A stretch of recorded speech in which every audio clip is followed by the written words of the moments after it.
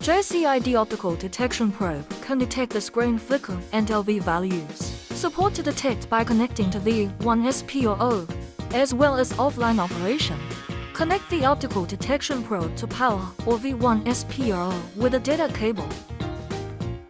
The run lamp is flickering, indicating that the device is running. Follow the prompts and press the mode button to 0 and calibrate the probe. Press reset, the device will reconnect to power and boot again. Please note that it is possible to fail to enter the zero calibration interface when there is a light source that may affect the sensor at the optical detection probe. Then we use an original Apple screen and a screen made in China to test the flicker and LV values. Test online with V1S Pro and the screen testing module. Connect the data cable to V1S Pro. Firstly, let's detect the original Apple screen. Buckle the screen on the screen testing module. Place the optical detection probe on the screen.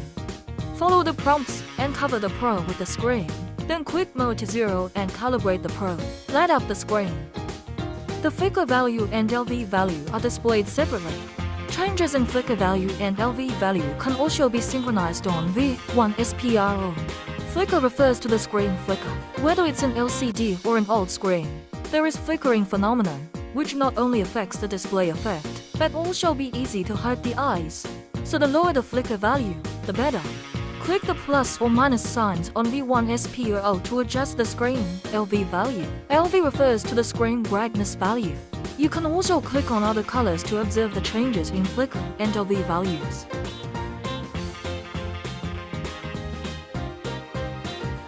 We can see that the flicker value of the original screen in white is 4.6%, and the LV value is more than 970. Later, change it with a screen made in China and test the flicker and LV values.